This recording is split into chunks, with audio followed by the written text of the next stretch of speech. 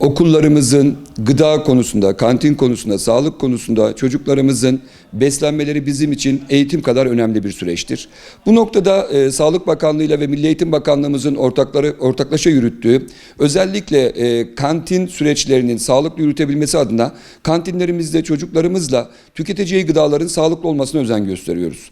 Bu noktada özellikle belirlenmiş etiketli ürünlerin dışında kantinlerimizde ürün satılmamasına özen göstereceğiz. Çocuklarımızı sağlıklı beslenmeye, doğru ürünü doğru şekilde almaya ve bu süreçleri daha iyi sağlıklı beslenmeleri anlamında okullarımızda, kantin süreçlerimizde sağlıkla ilgili yeni atılımlar yapacağız.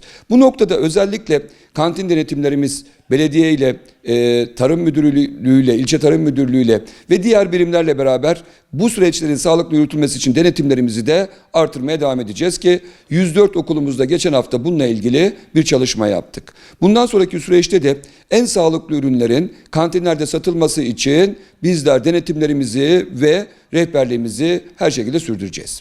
Bu çalışmalarımız özellikle sağlıklı yetişen çocuklarımızın gelecek nesillere sağlıklı büyüyeceğini düşünüyoruz. Doğru beslenmenin çocuğun günlük yaşamında çok büyük etkisi var.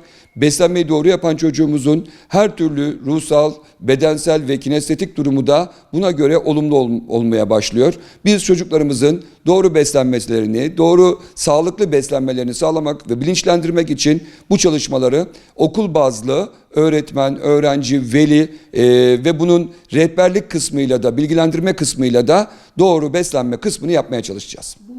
Tabii gıda zehirlenmeleri, okulda yanlış beslenme ya da farklı türde gıda almaması gereken çocuğumuz varsa bunların almaması, bu anlamda her türlü olumsuz, insan vücudu için olumsuz olabilecek gıdaların kullanmasını da engellemiş olacağız. Çocuklarımız da sağlıklı beslenmeye devam etmiş olacak. Kesinlikle velilerimiz bu süreçte özellikle beslenme noktasında çocuklarımızın beslenme süreçlerini iyi takip etmeleri gerekiyor.